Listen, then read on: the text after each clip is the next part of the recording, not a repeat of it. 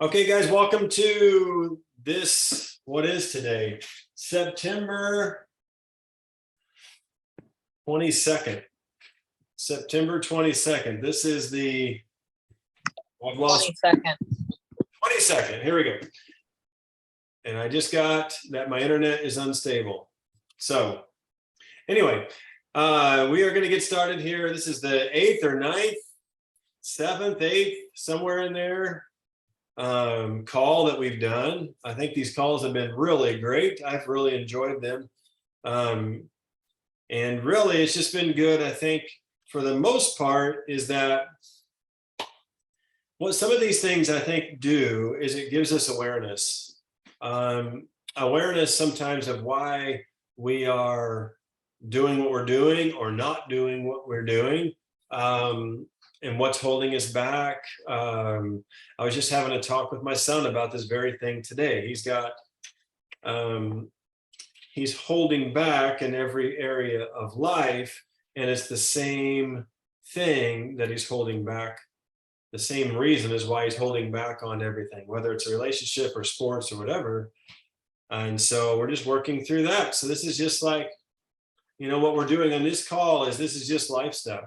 And so with my son, he's holding back and not giving it everything he's got in every area because he doesn't want to hurt somebody, right? So it's interesting. So now we have to walk back and figure out, okay, why is that? Why is that happening? So like in soccer, when they do what's called a corner kick, he's one of the bigger guys and he could come in like a wrecking ball. And I've told him, I'm saying, just come in like a wrecking ball. Like if you take the net completely down, just do it.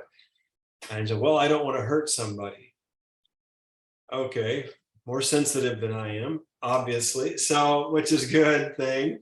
But then we were talking about a relationship that he has that's developing and and then I was talking with him, working through all that. And I'm like, so what's going on? He's like, well, I just don't want to hurt anybody. Pattern, right? Okay, now we have a pattern. It's not necessarily the person or the sport, it's you. And so we have to kind of work through, where is this coming from? You don't want to hurt so then we have awareness to a pattern. And I think that's one thing. And now we have something to work with, and something to work through. And I think that's what these calls have. Been. They've been more of a, not necessarily a how-to in light of working a Plexus business, but more of a why or why not sort of a call. And so I think one of the benefits of this call over the last number of weeks has really been to bring awareness to patterns that we've developed, or patterns that we've probably had in our life for decades, right? The other night I was irritated and I was tired and I had a kid screaming and all these other excuses I can come up with, but and I was acting like 6-year-old Justin. And so I had to stop and I was like, am I responding like a healthy human being here or not? And I was like, this is my inner dialogue. And I'm like, no, I'm acting like a fool. But it's the awareness piece.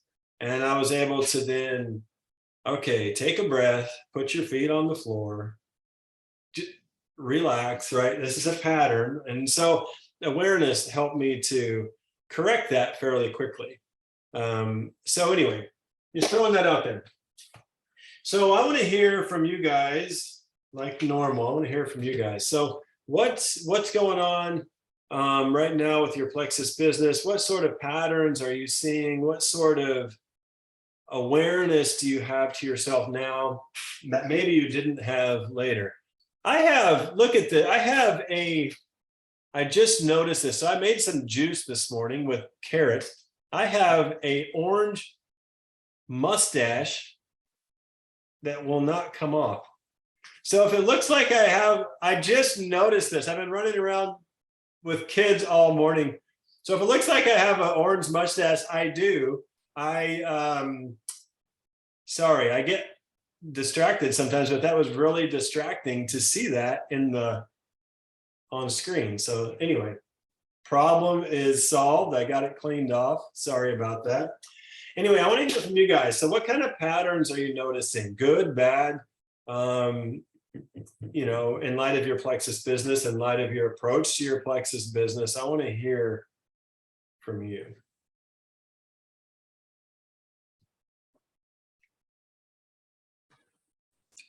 I've been more aware of how I feel when I do. There's certain parts of the business that's harder than others. Obviously, everyone goes through that. But I do notice a pattern when I'm doing the hard part. The hard part for me is new reach outs. And I've had to really work through my mindset through that. And I've come a long way with that. But I do notice that when I have to do that, I hesitate and I start finding something else to do instead. And just being aware of that kind of brings me back. I'm like, brings me back. And there are things that I do to kind of help me build me up, like listen to music. So I set up my living room and I listen to music and I do it and I get it done really quickly. And it's actually really fun. And I actually have a lot of really good responses. Even if I get a no, to me, that's a good response because it's a response that I can work with, But I just being aware of that has really made a big difference because I wasn't aware before. And so I was doing a lot of what Emily Gibson calls buffering. What else can I do besides what I don't want to do? But when I just do it, I actually enjoy it. Yeah, and it really doesn't take that long. No, it doesn't. To do a reach out or follow up or answer whatever.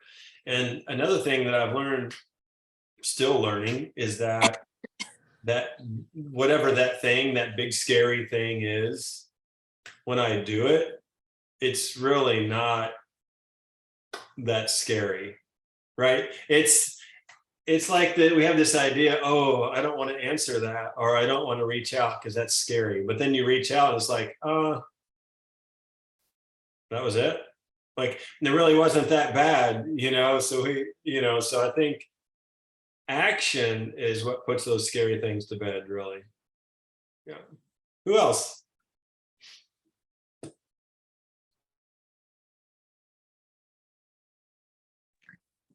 I think I struggle with the reach out because I feel like I can't connect with a lot of the people. Like, even though they're like on our friends list and they'll like our pictures or occasionally comment, it's like if you try to get any sort of like real conversation at all, Plexus or not, going, people don't know how to connect, or maybe I don't know how to connect. One of the two. Like, I was working with a girl, she's a potential from one of my level 3s that we did an event months ago, and she was wanting to get started, but then she didn't. So I was kind of swinging back around, but just more from a, hey, how are you doing? She's currently deployed. So just trying to like engage on where she's at now. And I keep getting like 1-word responses, and that is just so hard to have a conversation. So I'm like, in my mind, I'm like, okay, am I annoying her? Because she's just like giving me 1-word responses. Like, that's what I would do. If somebody was annoying me, I would give them a single word response until they left me alone. So I'm just like, but it seems like that's like my struggle. Like, if I can talk to someone and I know where they're at, I'm totally comfortable with being like, hey, have you considered this, or have you considered that? And lots of times I'll even give, advice or suggestions that aren't Plexus, just because I feel like when you're generally trying to help somebody, eventually they'll come around because they'll see, you're healthy. Why are you healthy? Well, I don't just take vitamin C. But that's, I think, my struggle is like connecting and networking. Right. Well, one thing is with your friend that you're talking about, with the one word responses. I mean, if they're deployed, I mean, they're kind of busy, right? So, probably timing isn't that great. I mean, we can send to an APO address, but still timing wise is probably not great. So I would give a little bit of grace there. Where are they deployed to? I am not sure. I know she's in the Coast Guard. I'd have to go back and read through the messages because she told me, but it's been like a couple months ago. Sure. I know she's a mechanic, which I think is kind of cool. Yeah, it's awesome. That's great. I mean, and I'm sure she's busy. So, and depending on the relationship, like there are some people that I would just kind of let it go, but like, you know, my relationship with my wife, we have a pretty open relationship. So I'd be like, hey, what's the deal, dude? I wouldn't call her dude, but like, you know what I mean? Like I would just, but like, hey, what's the deal here? I feel like there's what's with the one word responses, like what's going on here? So I mean, I think depending on your relationship with the person determines how you respond to that. So you could, if you think that they're giving you one word responses because they're annoyed with you, you can just ask. But probably not annoyed, probably just busy with whatever they're tasked to do as a mechanic in the Coast Guard on a deployment. I wouldn't overthink it probably too much. Yeah, I guess like, I mean, it makes sense. That could totally be it. But like in the way I think, like sometimes I have to try and think not like myself. Cause like for me, if I'm busy, it can go all day before I take a look at my messenger or text messages. And I never check my email. So like it's like I'm gonna do like my main thing first. And so if I'm busy or if I'm at work, you know, I'm not gonna be in my messenger, but not everybody's like that. So I guess that could totally be it. Yeah, I think I have homework assignments for you. So it's check your messages and you know, rifle through your email once a week or once a day. That may be that would be probably a good start, is to be getting on those messages, text messages, whatever, Facebook message, whatever message you use, and probably hit those up a little bit more on a regular basis. Oh, I do those daily. I'm just talking like if I'm busy, like I'm homeschooling the kids, I'm not checking my text. I'm not checking my messenger. When it's work time, I'm in there. Yeah. Okay, good. Yeah, definitely. And I think that's a strength. So is to be focused wherever you are, be all there. Like if you're doing homeschooling, you should be doing homeschooling. And I've, you know, and I've talked to people before, they're like, well, I'm at work and I'm working my Plexus business. I'm like, you should probably be doing your work. Cause like if I were your boss, I would fire you. Plain and simple. Integrity.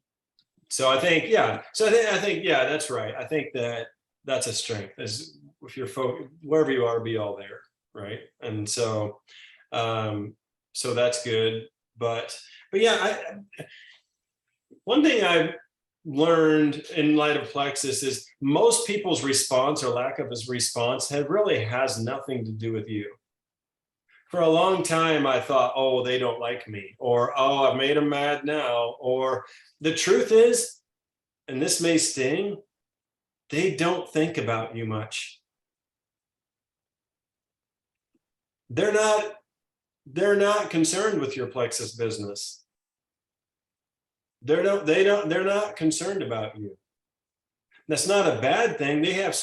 Most people have so much going on that they're not thinking about you. And so when I figured that out, you know, I'm like, oh, okay, they have a lot going on. You know, they're dealing with kids, their sports schedule, work schedule, bills, all the things that we all deal with. And probably most of those people whether they're responding or not responding, they're probably not thinking of you much. Again, I don't mean that in a negative way. They're just busy. We live in a busy part. Like our culture is just extremely busy. We get nothing done, but we're busy. It's really weird. It's like, and that's kind of the rat race that most people are in, in life. And so don't take it personal or think it's anything on you. It's probably not. They probably don't think about you much because they don't have time. So then that's one reason why I think follow-ups are extremely important. This is why a lot of people need 7, 8, 9, 10, 11, 12 touches or connections before they're even ready to sign. It's nothing to do with necessarily with your approach or our products or anything else. It's that they're just really, really busy. And we can't control their responses anyway. That's their response. That's their responsibility. Our responsibility is to reach out. Our responsibility is to follow up and help meet needs. Okay, so I have a question. Yep. I'm a little squirrel brain right here, but I Perfect. just remembered it. Okay, so this is something I've been trying to think about because I think it's a big part of why I'm kind of stuck where I'm at. And it seems that I attract people with the mindset of that's too much money and they're not even willing to like think about how can we make it work. So I'm like, when I'm posting, like I don't feel like I'm posting to attract those type of people. And some of these people have kind of come into my network via like family or level 1s or 2s. But still, it's like I seem to be heavy on the hesitant, that's way too much. And people not being able to see the value, like, hey, this stuff works. It makes you feel great. You can show up better. You enjoy your life. You enjoy your family. You enjoy your kids. You can even work better if you choose to work. Like, it's worth it. So, like, I need to find those people. Well, those people are out there, but most people, I would say the majority of people in America especially, have a poverty mindset. And so I think the majority of people, if you just look at the statistics of finance, like the statistics of finance are not very optimistic, like personal finance in America. We have like the quote unquote, the freest country in the world, supposedly, quote unquote, the wealthiest country in the world, supposedly. I don't believe either one of those are true. However, most people live paycheck to paycheck. Like 20 million plus homes right now are behind on utility bills. Like that's the reality of where we are financially as a country. Like, so the majority of people that we're talking to are probably going to think it's expensive. It's our job to be able to it's our job in our conversations with people to place more value on the product or business opportunity than like, we need to talk about it to a point of where we put more value on the product than the money. Like the product that we share has to become more valuable than the actual dollar. Oh boy, sorry. So as we're talking with people, we have to place a lot of value. This is why I refuse to do incentives anymore. I will no longer do incentives. I will no longer give anything else away. I will no longer cheapen the excellent products that I have. I refuse to do it. Because what I do when I do that is I attract people who can't afford it. And then they quit the next month. Exactly. And I'm out money and I'm frustrated. We have excellent products. Mm-hmm. We have amazing products. I've seen them do amazing things in my own life and through the lives of hundreds, thousands, actually literally thousands of people over the last 7 years. I will not cheapen our products anymore. When I share with people, I know what I have to share with them. So the people that can't afford Plexus are the same people that can afford Mountain Dew and cigarettes and lottery tickets and McDonald's. They can afford it, right? Mhm. Most Americans can afford it. It's just a priority issue. So it's our job to share. And when we talking with people, we need to share value, not just what the product is or business opportunity. We ultimately, people get paid for the value that they bring to the marketplace. So our job is to communicate the value of these products. What have these products done for me? Right? Not the cost. The cost is a non-issue. Like if you're sick, then they're going to take a piece of your colon out. If you don't get your gut cleaned up, all of a sudden it's like, yeah, we can swing that. Mhm. Because it became valuable to you. It became a priority. So our job, and there's a sifting process. There's a lot of people that have poverty mindset again. But it's our job to create value. And to, as we're sharing this stuff with people, I think it's our job to just add value to people. The majority though, unfortunately, are just sick, broke, and lazy. I mean, it sounds awful, like to say that, but the truth No, that's been is, my experience with people. So.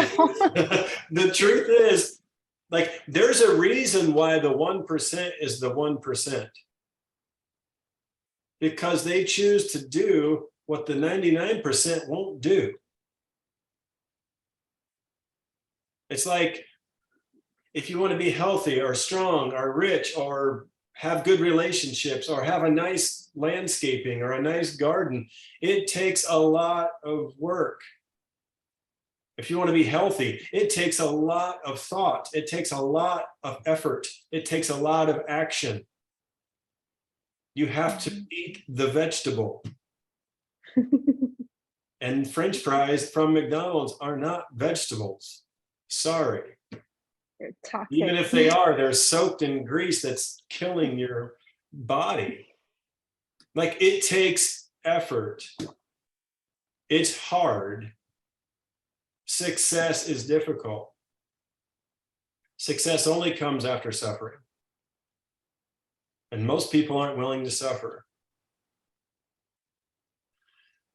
So what do we do with all that? Well, again, we can't really do much for other people, but we can keep moving forward in our own business. We can add value to people. We can, when we share with people, we can make our products so valuable. Not just, well, these really help my gut. Like, attach it to a feeling, attach it to an emotion when you're having a conversation with somebody. Get graphic. Just be honest with people. You know, for me, I don't have to run into a cornfield with a roll of toilet paper out of my truck anymore. Now, does that sound weird? Maybe, but I know that a lot of people struggle with the same issue. I talked to a doctor just the other day. He said, from looking at most people's x-rays for their body, not necessarily an x-ray of their gut or digestive system, he said most people are constipated. Most people suffer in silence, but we can add value to those people with what we have, the products that we have. We can make our products so valuable. And one thing, like I said, I've done is I'm not giving sales anymore. I'm done with it. No incentives. I might do an incentive for like individuals or something, but as far as like giving product away, our products are too good. They're too good to cheapen. I'm not going to cheapen them anymore. They've changed my life and many other people's lives, and there's people out there still looking for them. I'll tell you, somebody who's really looking for these products and the opportunity to really help people is people that have a conscience and that are in the medical field. That is that is a field ready to be harvested for Plexus business. Because the medical field is changing. The medical field, it changed under the Obama administration. The whole Obamacare was just basically the government takeover of our medical industry. And anything the government touches ruins. They just ruin it every time. And Yep. so there's a lot of people who really want to help people in the medical field, and their hands are being tied because what is going on in the medical field is not helping people. It's hurting people. So they want to add value. So there's a whole field of people right there that we can be talking with, reaching out to. Just throwing that out there. But yeah, it comes down to adding value. We have to make our stuff more valuable than the $110 or $120, whatever the dollar amount is. So hopefully that's helpful. Who else has something? Let's chat.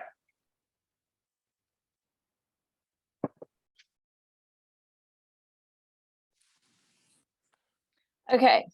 Talk to me, Amber. I was praying over my business because this is my space. I can be vulnerable. And I was talking to God because I want to be gold. I'm trying to be gold. And he told me, he said, you have to work like you're already gold. And I was like, okay. And then my whole brain felt like it shut down the past week and I couldn't get hardly anything done. Very few reach outs. I've only posted a few times, and I can relate to what Jamie said. I literally wrote down, quit buffering and do the work. And I love Emily. She, I listen to her. I love her phrase. There you go, being human again. And I can relate to what Stephanie says. I feel like I can't connect sometimes on a lot of conversations. So that was very helpful. And I realized I do have some potentials in the medical field. And yeah, I feel like I have offered way too many discounts sometimes just to try to get people to sign. And then that makes me sound desperate. So this past week has been realizing where I need to figure out what I need to do next. However, I did join the homesteading group, and I finally figured out there is a whole other app I had no idea about. And it is Mighty Networks. And that's where my homesteading group primarily is. So I joined that. That was a whole experience because it's not set up as easily as Facebook is. I'll just put it that way. But it gives me a whole opportunity with a whole new group of ladies to reach out to. And one of the things we can do is we can put whatever business we're in. I have to have it in by, I think, September, the end of September. And I can put what I do out there. And then it will be out there for the entire group to see. And in doing that, how do you think I should approach that? I want to focus on gut health, not necessarily weight loss, because I feel like gut health is primarily what Plexus is all about. And then Megan dropped in something into the September runners chat thread, which I was like, oh yes. So I want to incorporate that into when I say what I do business wise. And I want to put that on there. So I would welcome any and all thoughts. I also need to get some people out of my back office. It's the other thing I need to do. So yeah, we're going to cover that today. So a couple things. One thing is, I don't think Plexus is a weight loss company. I do not view us as a weight loss company. I don't view us as having weight loss product. I think that we are way bigger than that. That's one way that we can add value. That's one way we can, as we are communicating with people, that we can, I think that we can make our product more valuable to the marketplace. And that is not selling ourselves short by just focusing on weight loss or being a weight loss company. We're really not. Weight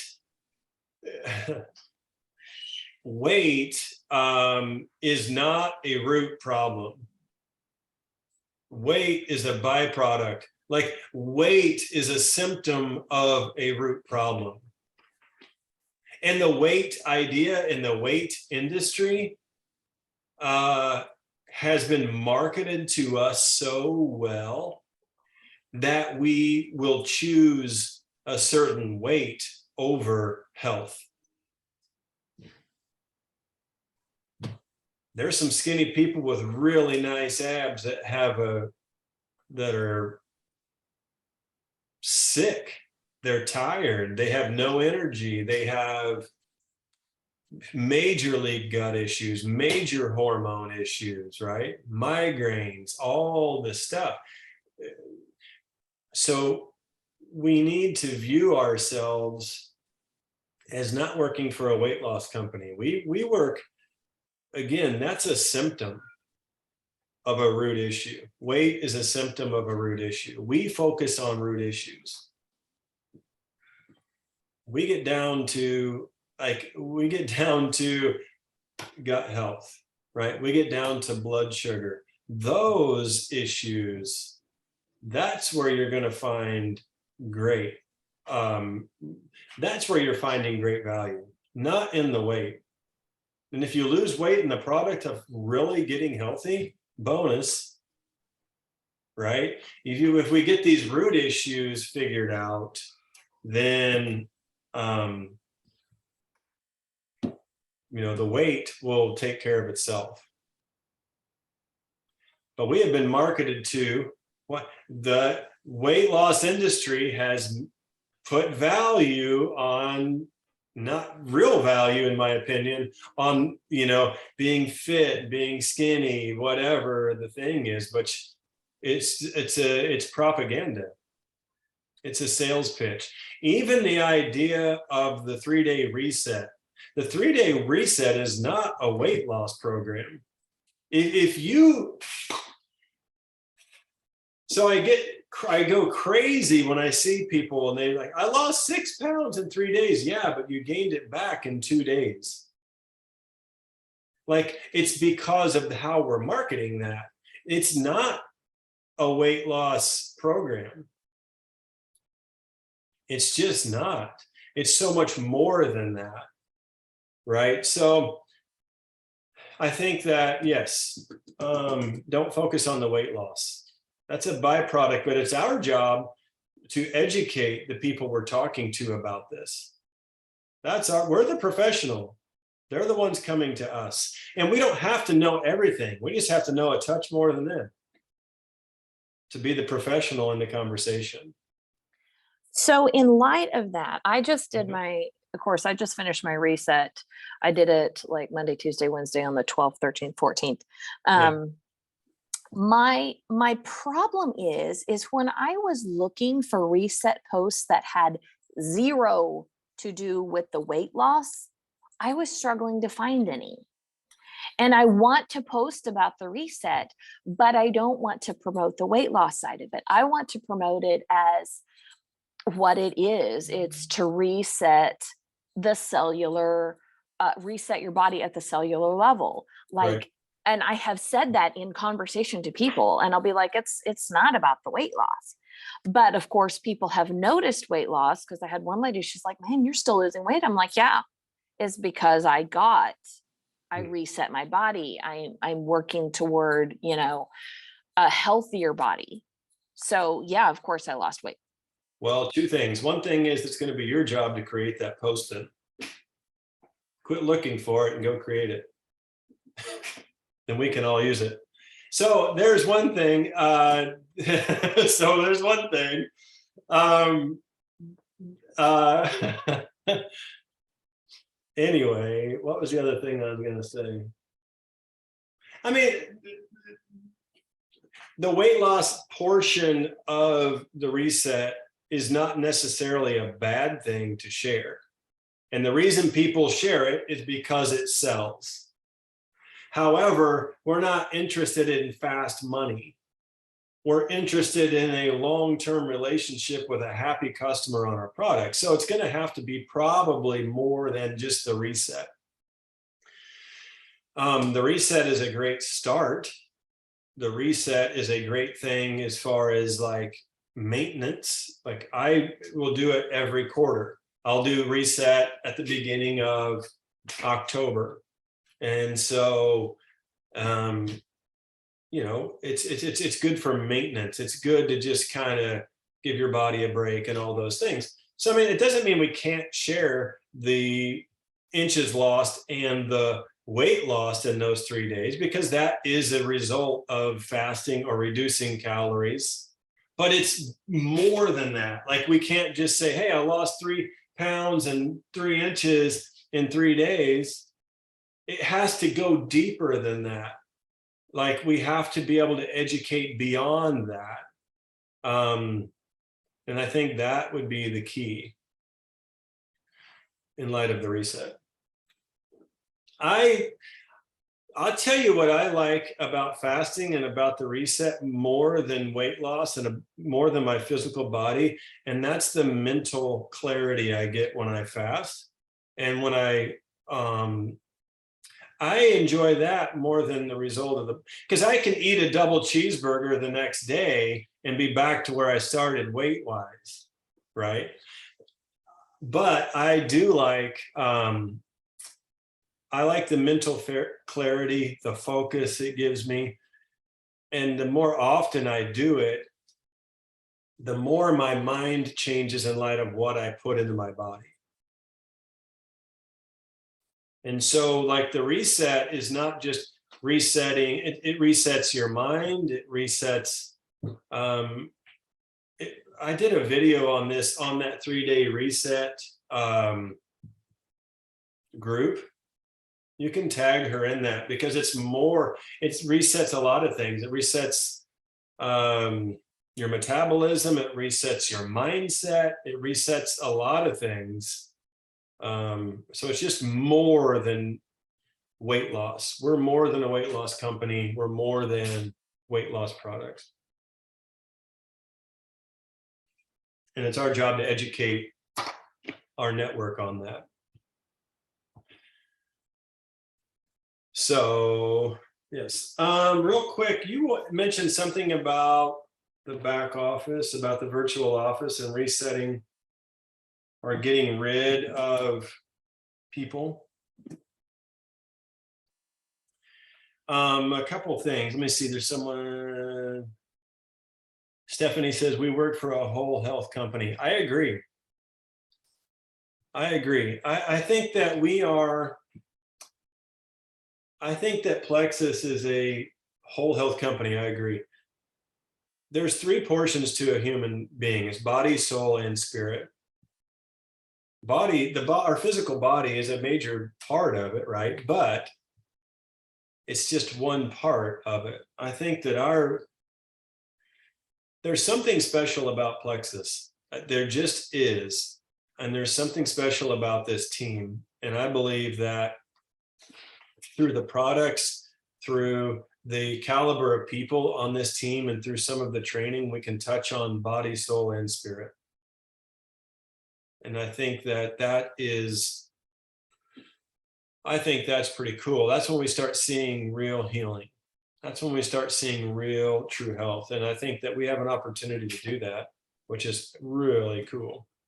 But about the virtual office, so I have a question. Why are you wanting to get rid of them? You're just tired of seeing them in there? I have some people that have not ordered in well over a year or more. And they're just sitting in the back office. They're not doing anything. Like all subscriptions have been canceled, etc. And like, I'm going to reach out to them, but I needed to know if I could clear them out myself. Someone had said something about it on one of the chat threads, clearing out people that were not interested anymore in doing Plexus or whatever. But like, I want to be able to clear them out, and then if they want to restart at some point, I can restart them, and rather than them just sitting in the back office. Yeah, so I've got people in my virtual office that haven't ordered for like 7 years. And so I leave them in there. The only reason, there's a couple reasons why I leave them in there. That's a whole nother follow-up list. And so I don't get rid of them unless they're ready to restart. If I get rid of them and well, maybe they'll come back later. Yeah, but I'm going to forget about them. I keep them in there. And then when I reach out or do some reach outs, we reach out to people who haven't ordered in 5, 6, 7 years. And unless they say, hey, don't message me anymore about Plexus, I keep following up with them. Some of them saw great value in the team. Some of them saw great value in the products. And it's just a matter of time before they come back. So I personally don't get rid of them unless they're ready to sign up again. Or if they say, hey, don't message me anymore about Plexus. And I think I've only had that happen like one time. So you can get rid of them. I would suggest not getting rid of them. That's my thought on it. Anybody else have a thought? Does that make sense? Because that's just an automatic follow-up list with contact information for you right there. Yeah, I had not thought of it in light of that. I was just like, tired of seeing them. I want them to come in and take the products, but I never thought about it because if they're off my list, 9 chances out of 10 I've forgotten about them. Right. And if I don't make a list of the people I'm currently working with, I've been known to go 2 or 3 weeks and just totally forget about a person simply because I didn't write their name down. So I totally get that. Funny story. I messaged happy birthdays. I've been getting better at that. And so I reached out to a lady and I offered her samples for her birthday. And she said yes. So I sent them to her. She got them in the mail, I guess, yesterday, because she messaged me and she said, I am so sorry. I have been doing Plexus for years. Now, mind you, I go and I check their Facebook page first every time to make sure that they're not with another company or they're specifically not with Plexus. Nothing on her Facebooks about Plexus anywhere, literally anywhere. And so I messaged her and I laughed. I said, oh my goodness, I had no idea because I checked out your Facebook page first. And she said, yeah, I haven't worked the business in a long time. And so I followed back up with who was her diamond or jewel upline. She was able to tell me, but she told me she thought one of her upline had quit that was above her. And I said, I can't remember exactly how I put it, but I told her, I said, she asked me, it returns the question, who was my diamond upline? And so I told her, I said, yes, my sister Julian got me started, but I said Melody Detweiler and Megan and Justin Golfer, they are my upline. And she was like, wow, you must have a really good upline. And I was like, I absolutely do. I love my team. I sent her pictures from convention of the picture we took with you two and the one I took with Melody.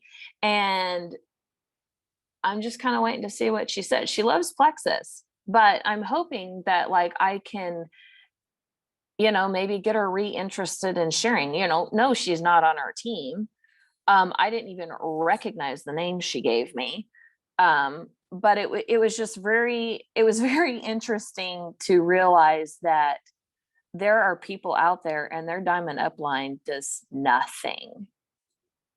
And she wasn't familiar with your guys' names. Jennifer Mazur and Amber Miller were two of the people she mentioned Shalom brand too. Right. Amber Miller, I know that name. Yeah, I don't know. There's a lot of, it's really interesting. Plexus really exposes a lot of stuff. It's Mhm.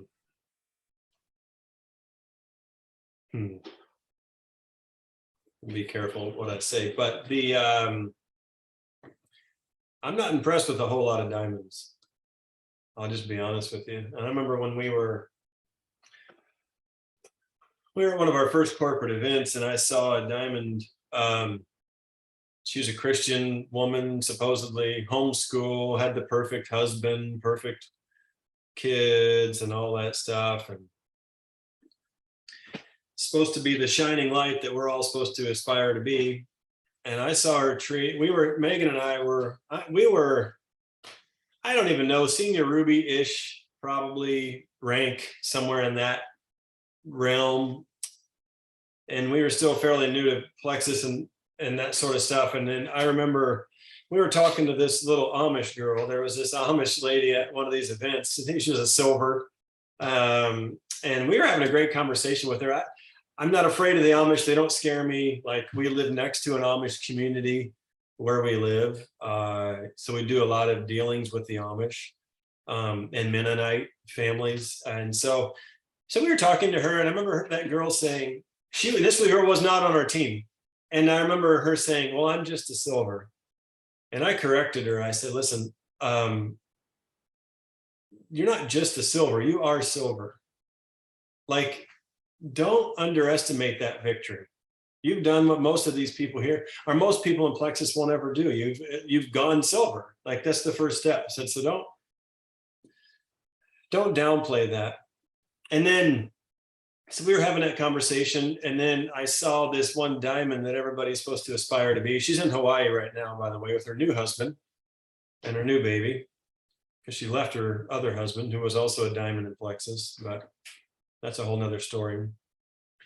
And a girl on our team went up to this diamond and was like, oh, I love following you and all these things. And you're so encouraging and inspiring. And then that diamond stopped, looked down at our teammate's name badge and her rank, looked back up, and then turned around and walked off.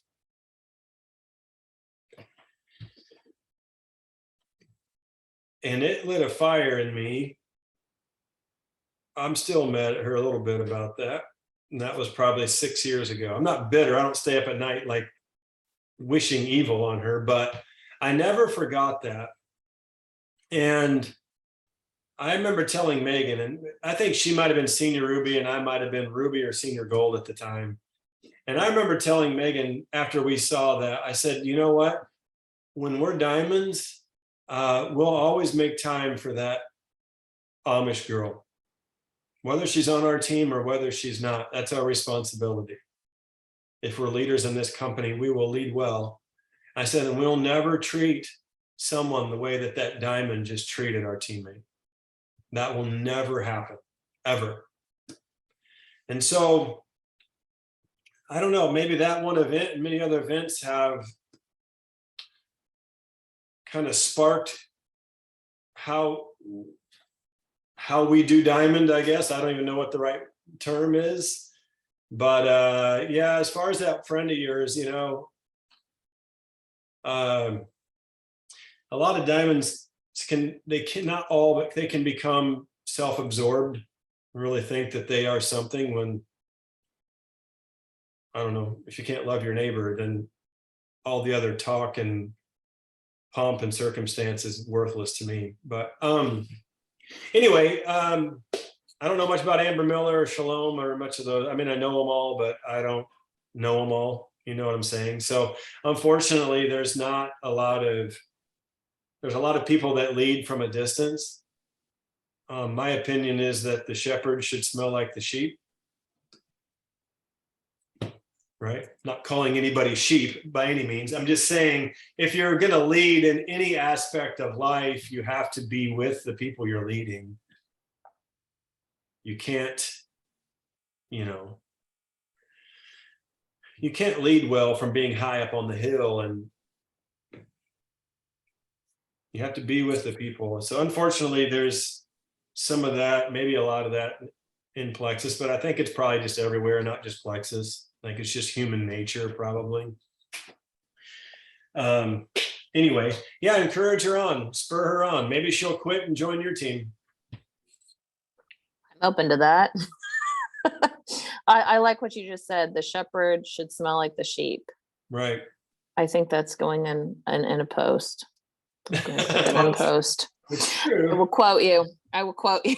That's fine. That's fine. But yeah. And so we should all lead that way. I mean, I've never met the perfect leader on this earth, but you know, we should continue to strive to be better leaders. Like I said before, even if we have one person on our team, we're a leader. And even if you don't have one person on a team, you're still a leader. Lead yourself. Lead you, right? So I think, you know, I think that's good. And you never know, she may quit and join your team. It's possible. We had a senior Ruby reach out recently, said, I cannot stand my upline. All they want to do is make money and they don't like us as people. I'm quitting and I want to join your team. She's from Canada.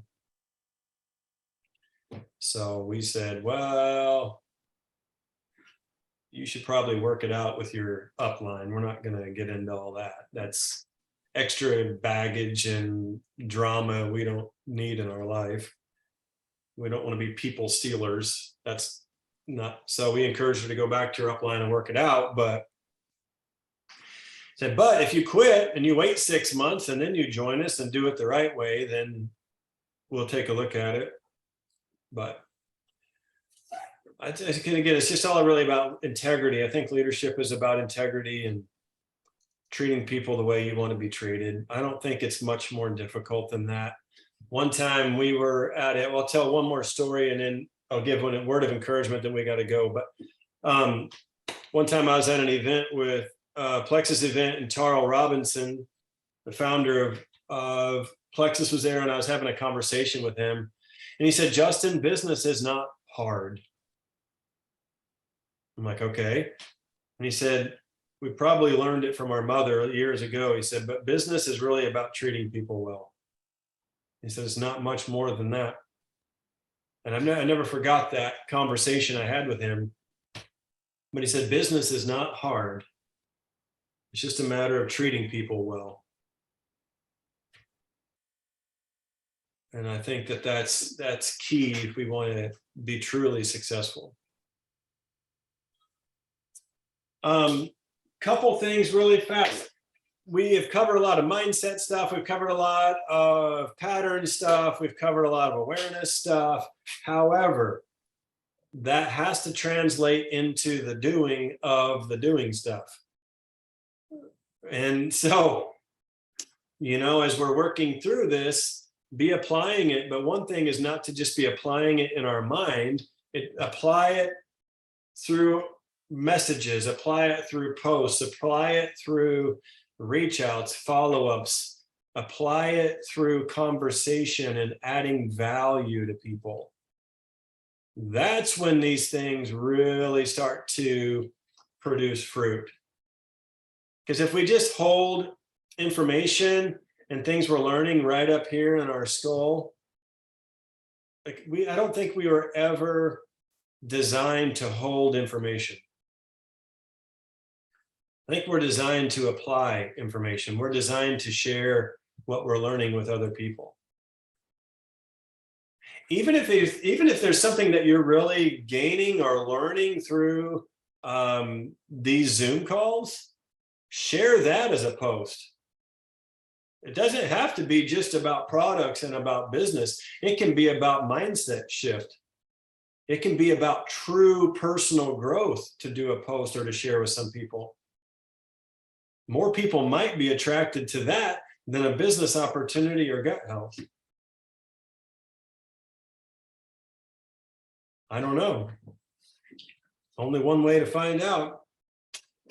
Throw it out there and see do a post like that. Do a post, hey, here's what I'm learning. Just with the connection I have with my Plexus team and people within Plexus, these are some things I've been learning lately. Do a post like that. I bet that strikes up some conversations.